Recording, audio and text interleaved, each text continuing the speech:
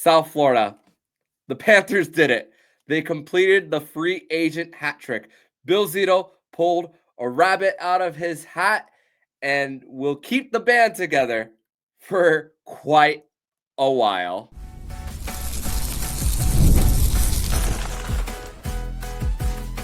You're Locked On Panthers, your daily podcast on the Florida Panthers. Part of the Locked On Podcast Network, your team every day. And welcome into this Tuesday, July 1st edition of the Locked On Florida Panthers podcast, part of the Locked On Podcast Network, where it is your team every day. Thank you for making the Locked On Florida Panthers podcast your first listen of the day. I'm Armando Velez from the Hockey Newser. You follow me on X at Monoman12. That is Jim Biringer from Full Press NHL, returning on this edition of the show to discuss everything about free agency. Shout out to the everydayers who come back here and get your daily Florida Panthers fix. And my goodness, did Bill Zito pull out the unexpected and the improbable that we thought when the season first ended? He got Sam Bennett done on Friday, and now on Monday, just before free agency was about to hit, he was able to get Aaron Ekblad and Brad Marchand to agree to deals. And Jim, want to get your impressions with the Panthers getting this done, as Aaron Ekblad signed an 8-year deal with an AAV of 6.1, and Brad Marchand agreeing to a 6-year term that will take him until his age 43 season, signing a 5.25 AAV deal when he could have gotten a 4x8 on the open market. That was what the projection was saying. And I was absolutely shocked when I found out that Bill Zito pulled this off. Yeah, I mean, we talked about it the other day on the program. First of all, Armando, thanks for having me back. Glad to be here on Locked On Panthers. Love talking Florida Panthers with everybody. It was a busy day, right? I mean, we had that swirl. Everything's going on. You get Ekblad, you get Marchand. We already knew about Bennett. And look, I'm going to preface this by saying, back in the summer of 2022, this was a similar situation when we saw with the Pittsburgh Penguins, when guys like Chris Letang signed, then you had Ricard Raquel signing, and everybody's like, oh, well, I guess that means if Eddie Malkin's going to sign. I learned my lesson. I assumed Malkin was going to leave then. And I saw a lot of tweets going out there, oh, this means Marchand's going. Marchand, like, let's pump the brakes on this, because Bill Zito said he wanted to get everything done. Everybody signed. He gets it done. Look, we know something's going to happen. Somebody's got to get moved out. But the fact of the matter is, you're building a winning culture where guys want to stay.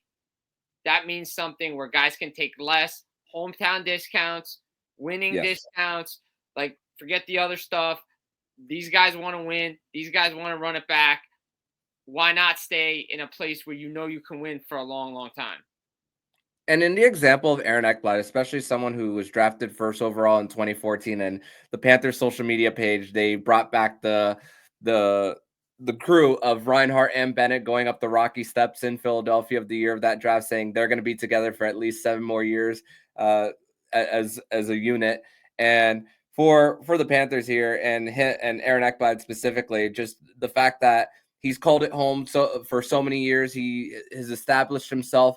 And the fact that he doesn't know what, and talk about the fear of the unknown of what could have happened if he'd gone somewhere else. And I was shocked that he got the 8th year, to be quite honest. And the thing is, I think that this was very reactive to what was going on in the market. Dante Fabro got signed. Henry Jokiharju signed with the Boston Bruins as well. So you were looking at all the remaining right-handed options in the market. I mean, the Panthers, if they were to lose Ekblad, there was possibly of the Panthers going after someone like Nick Perbix, and not a top pair guy. And then there are other guys on the market like a David Savard, who's on the older side, Brent Burns, who's 40 years old, even though he has an Ironman streak. The Panthers have dealt with an Ironman streak as well. So this is also a combination of wanting to keep Ekblad around, have him paired with Gustav Forsling, have Trees as top 4, as Seth Jones and Nico Mikkola will be together at least for 1 more year together, with Mikkola being a UFA next year. But it's also about the reaction to the market as well. Yeah, absolutely. Definitely a reaction to the market. Don't forget, like, Ivan Provorov was getting close to signing his extension with the Columbus Blue Jackets as well. So, I mean, you look at it, and we talked about it again on a previous episode where we said, look, Bill Zito last offseason, we knew he was going to lose Brandon Montour. He couldn't keep him. Then it took him mostly all of this season to get a right shot defenseman to come in, play in the top 4. You want to do that 2 seasons in a row? That's pretty tough to do because right shot defensemen don't grow on trees. They really don't. You have one. The guy's been saying since day one he wants to be there. He said it on day one of media day, the Stanley Cup final. I believe Florida Panther. I talked to some people down at the Stanley Cup final that said they had talked to him earlier in the year saying, yeah, he didn't come out and say he wanted to take less to stay, but he wanted to be a Florida Panther. So I think the fact of the matter is you had a guy that wants to stay, a guy that wants to be there, a guy that wants to finish career with the Panthers. Whether he does or he doesn't, that's down the line. But this guy wants to win. He wants to be there. He wants to help this team. And loyalty matters. Bill Zito sees it. And he's put together a great team right now. And this, look, I've said it. I'll say it on Twitter. I've said it on Twitter at Jim Biringer. I've said it all day. Who's stopping this team right now? Please tell me, because I don't know.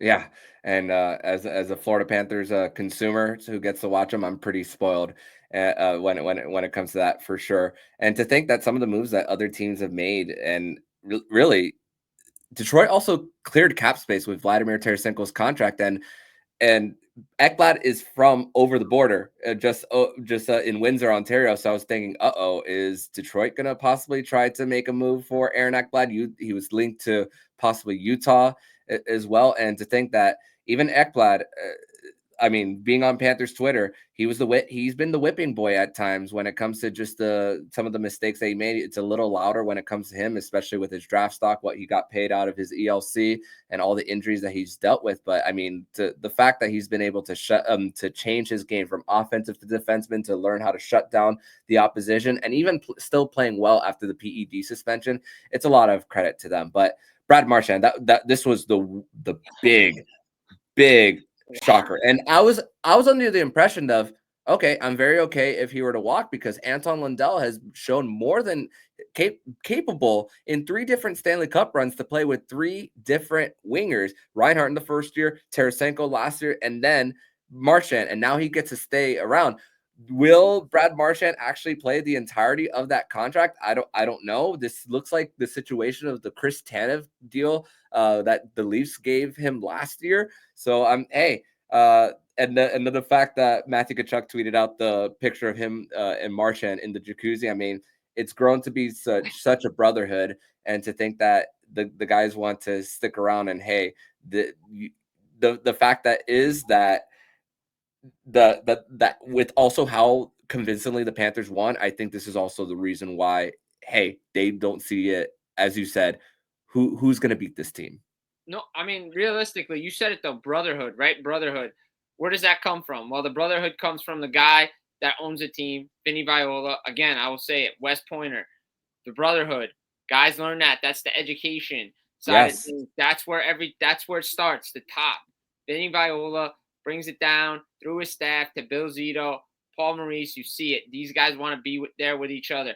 Like you said, the reports were Marchand could have got Steven Stamkos money. He could have gotten even $10 million on an AAV. We know Toronto would have probably overpaid for him for 4 years. But again, look at the system. Florida, third line, little over $5 million, right? He's going to play third line minutes, right? He goes and plays in Toronto or another place getting $9-10 million. You're going to expect the Brad Marchand you saw in the Stanley Cup final to play on your second line. He's not that guy anymore. He's just not. But he fits that Panther system. These guys want to play together. Again, I was shocked when they were able to do it, but I heard rumblings this morning. I saw some reports that Florida was in the lead over some other teams, and I'm like, yeah, I kind of figured they're bringing everybody back. I'm like, there was always a part of me that was just like, yeah, they're bringing everybody back. This is going to happen. If Bill Zito says it, he's going to deliver, and he delivered. But again, like you said, it's a shocker because Lundell's been able to adjust his game no matter who the winger was. So it's like, all right, if Marchand walks, he walks. Big deal. So what? But the fact of the matter is that he didn't. Now, this team is just like, all right, what are you going to do now? Culture speaks. So I got a little bit of a screen share to do from from my friend Francisco Aporta, aka Florida Panthers historian on X, and he did a little bit of a Photoshop today for a photo that we've seen surface around South Florida sports before. It's the old Big Three Miami Heat image from Bosch, Wade, and LeBron, and then Photoshop the heads of Aaron Ekblad, Sam Bennett, and Brad Marchand. Just absolute hysterical stuff. And yes, Bill Zito can say, yes, he did when it comes to those. So just impressive once again about how he's able to pull that off. I figured you were going that way when we were talking about it. I was like, yeah, it's got to be the Heat reference with the Big Three. But yeah, no, Miami Heat was able to keep the band back together because everybody took less. These guys take less money to keep the band together, keep this team going, because it's something that we haven't seen in a long time, especially in a cap era where we've seen. And this, again, goes to the advantage of the Florida Panthers that no other team has had during the salary cap. Tampa could have had it, but it was a stagnant cap. Florida has the advantage now of a salary cap that's rising. So this means this team is at least together till 2030.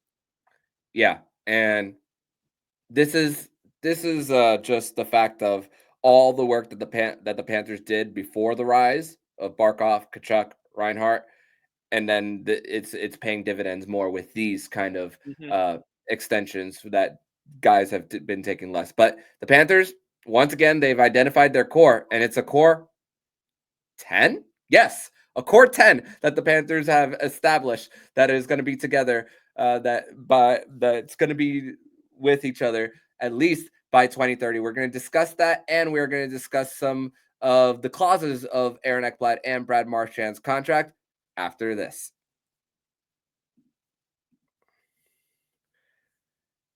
Today's episode is brought to you by Monarch Money. And ever wish managing your money felt easier? With Monarch Money, it can. Whether you're growing your savings or planning a big purchase, Monarch Money puts you in the driver's seat. It's like having your own personal CFO, give you full visibility and control over your finances. Monarch Money is more than a budgeting app. It's a complete financial command center. You can track all of your accounts, investments, and spending in one place. So in addition to managing your money, you are building wealth. And I've noticed that sometimes that I've had certain subscriptions that I was paying for that I wasn't using, and Monarch Money really helped me identify some of those subscriptions. So thankfully, using the app, it helps me to identify some of those, and it helps me unsubscribe and gives me a little bit more wiggle room. As the Panthers, throughout these last few years with the salary cap, they've found a way to use their little wiggle room. Maybe Bill Zito uses Monarch Money. Who knows? But take control of your finances with Monarch Money. Use code LOCKEDONNHL at monarchmoney.com for 50% off your first year. That's monarchmoney.com, code LOCKEDONNHL for half off of your first year. Segment 2 here on this Tuesday, July 1st edition of the Locked On Florida Panthers podcast. Thank you once again for making the Locked On Florida Panthers podcast your first listen of the day. Armando Velez here with Jim Biringer of Full Press Hockey, discussing everything of the big news that the Florida Panthers made on Monday, right the day before free agency. We are recording this at 11:21 p.m., so free agency hasn't officially opened yet, but by the time this comes out, you guys will be preparing for that, and we are close to the deadline of when teams can give the 8th year.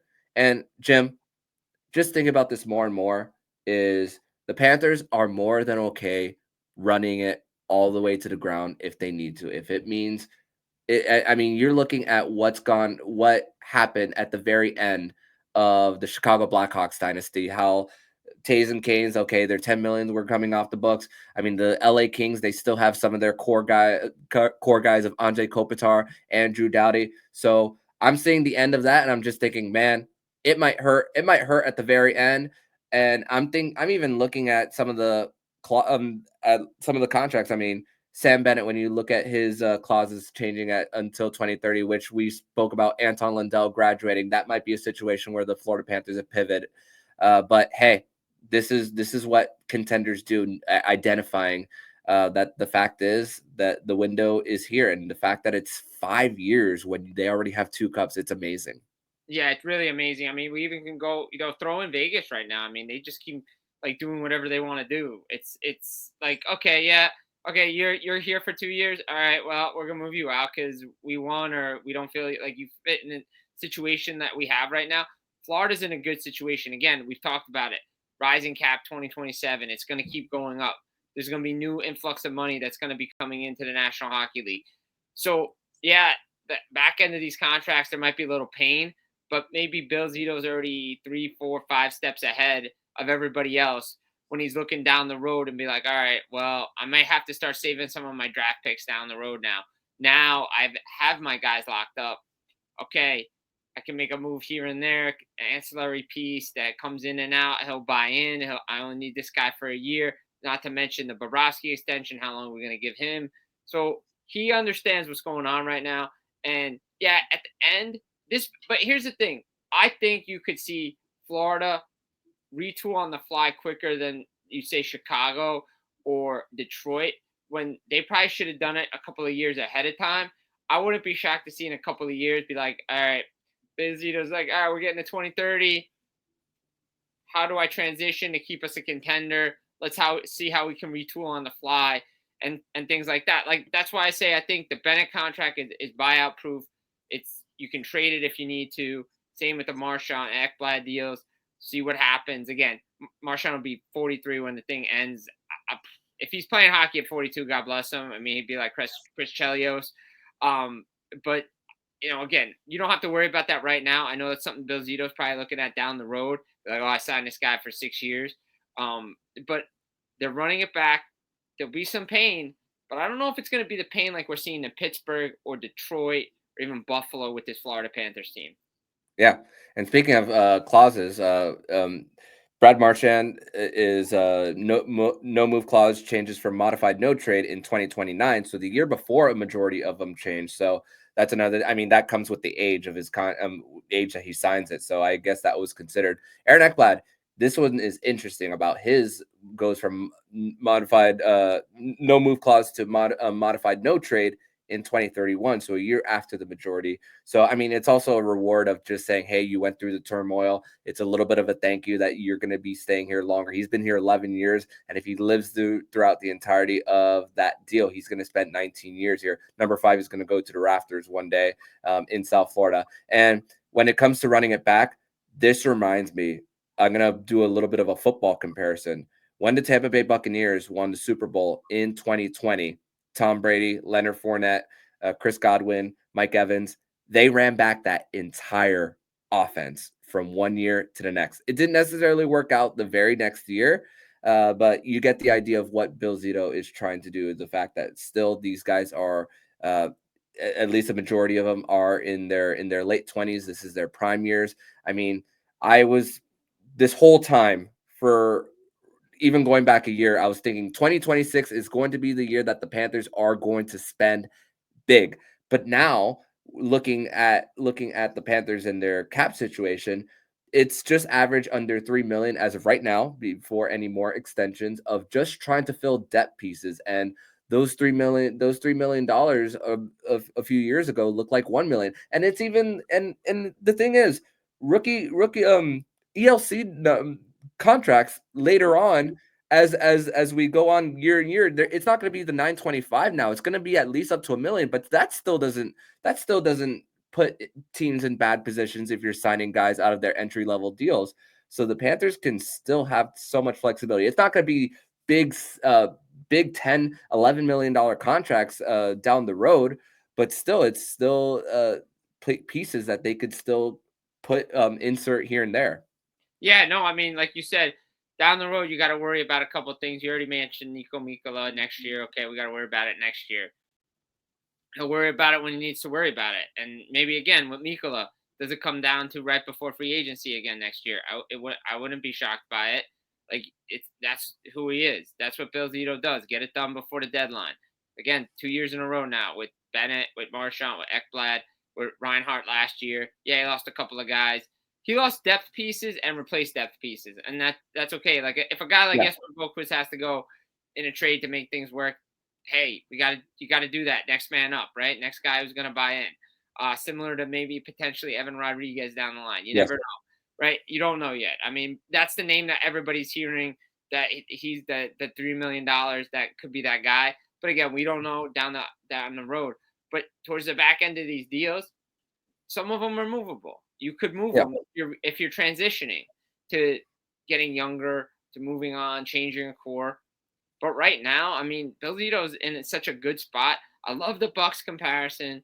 Just keep running it back, and till it doesn't work, right? You're in a chance. The Panthers are in a chance to do something we have not seen since the Islanders of the '80s, since the Oilers of the '80s. Have a chance to win 3 to 4 Stanley Cups in a row, go to 4 straight finals.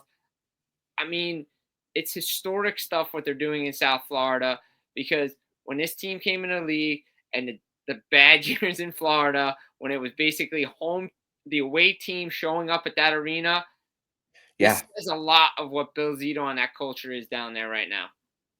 And listen, it might have been premature for me to call it a dynasty, but when you think about keeping these guys together, but also what they did before they win a President's Trophy in a finals appearance, uh, it's a period of just of dominance, an era that just belongs to this team.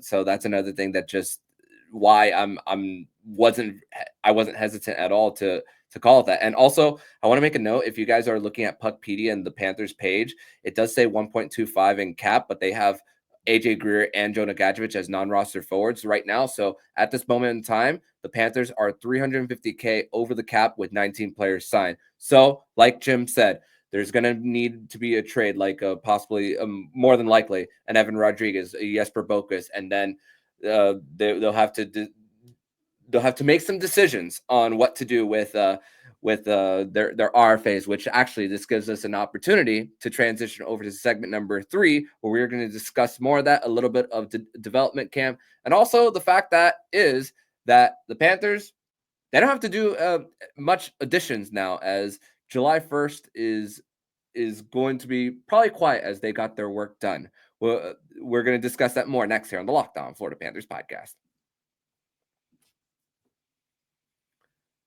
Segment 3 here on this Tuesday, July 1st edition of the Locked On Florida Panthers podcast. Thank you once again for making the Locked On Florida Panthers podcast your first listen of the day. Armando Velez here with Jim Biringer of Full Press Hockey here on the show. And I do want to wish everybody north of the border a happy Canada Day to everyone. Hope you guys are celebrating well. Jim, this is also a time, because of what is going on with the cap and all the signings, to pour one out for 2 important Panthers in this run: Nate Schmidt and Tomas Nosek. Both of them are going to get raises. Unfortunately, it's a little bit too much of a squeeze for them to fit with the Florida Panthers. So pouring one out for them, and best of luck in their wherever they may end up after this year. So development camp is going on. After Jim and I recorded on Sunday, the Panthers did release their D-camp rosters. Some of them of the names are of returning names: Hunter St. Martin and Grayson Sachin, as the Panthers decided to bring his brother Lucas to the mix. Also, you'll see some of the Panthers recent draft picks, like Shamar Moses, Shea Bush.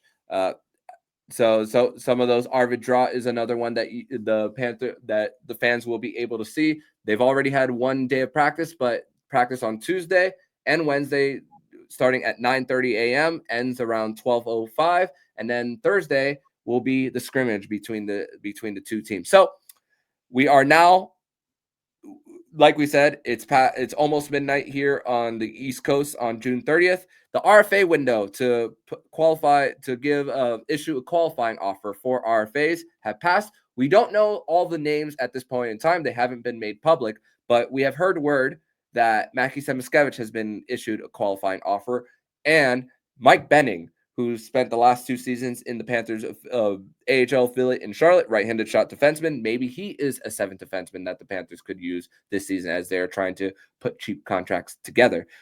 Expect Daniil Tarasov will also be one of those players qualified. We can't expect Alexei Heponiemi and Logan Hutsko to be qualified, as Hutsko has retired from hockey as of last year, and Heponiemi has head back home overseas. So those are what we could expect. So, Jim, I've also thought about this.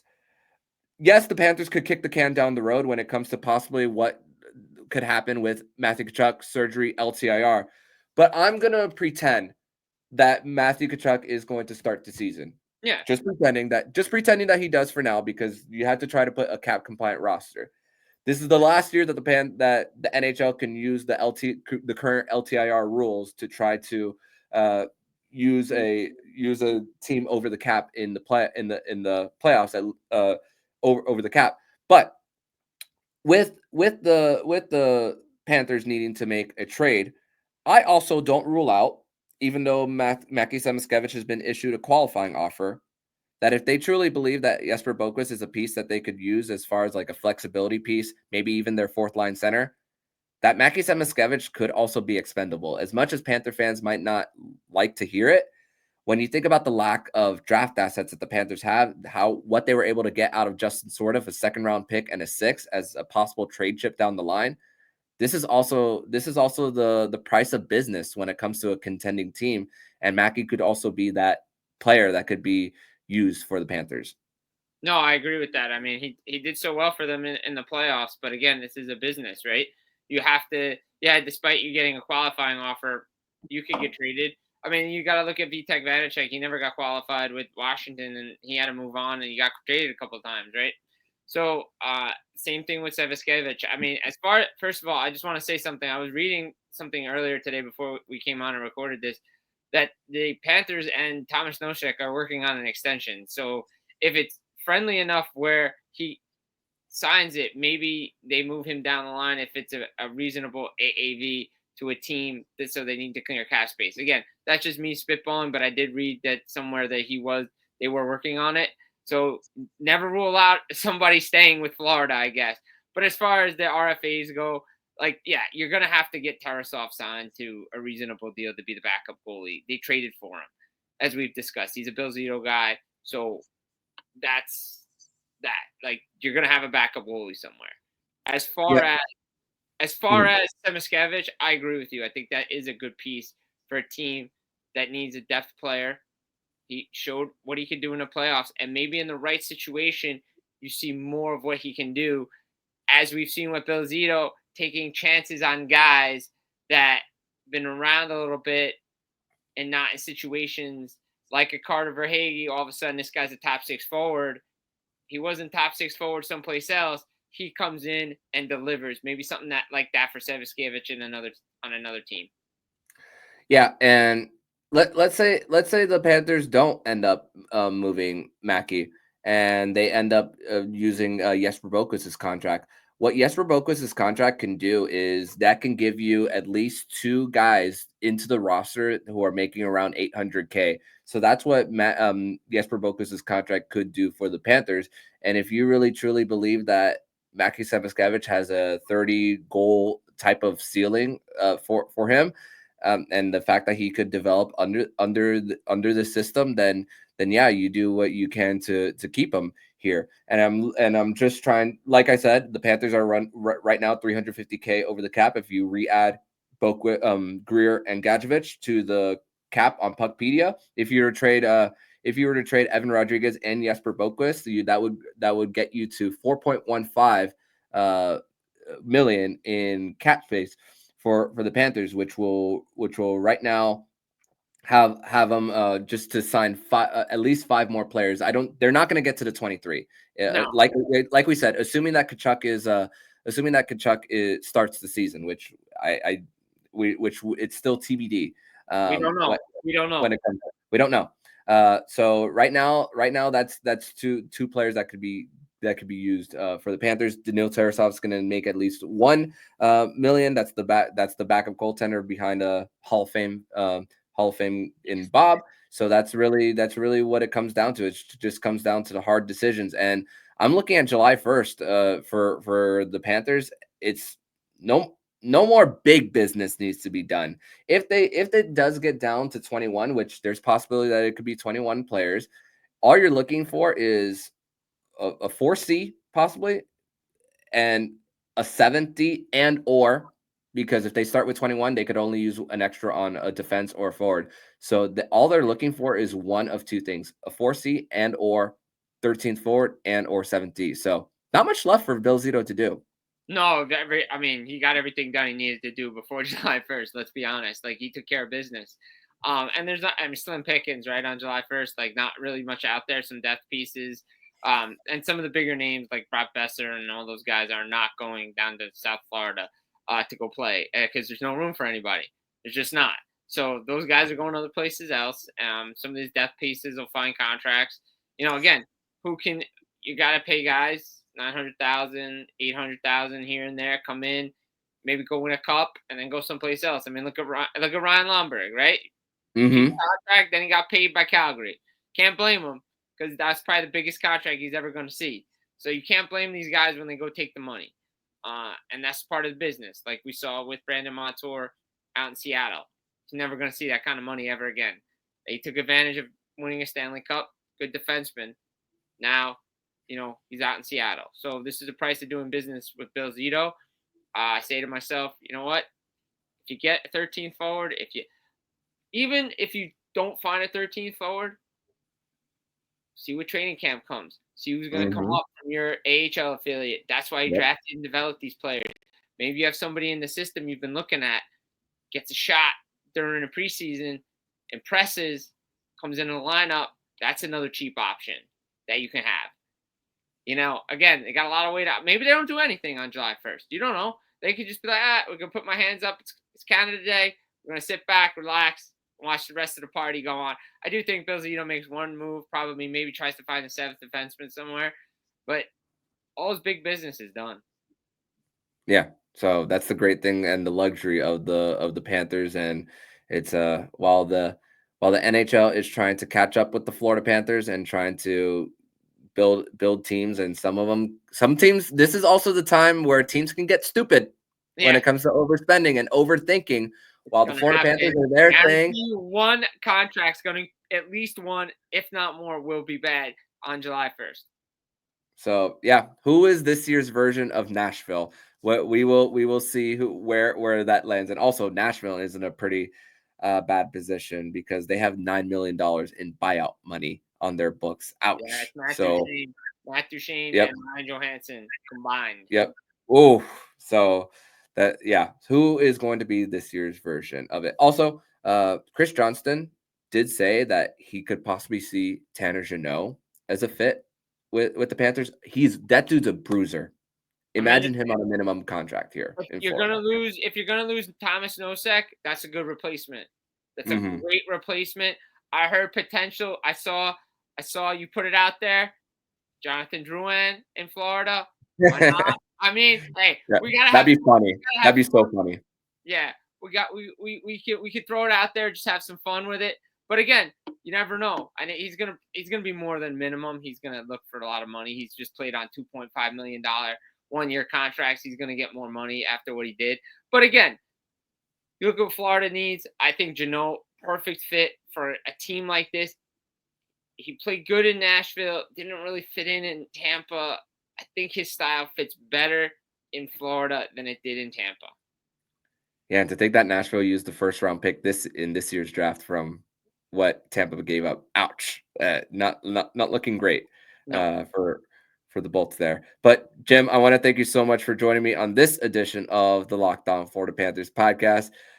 Tell everybody where they can find your work online, and also for my audience, if you want to listen to more of us talk, I'll be joining Jim's show tomorrow. So plug that show while you are here.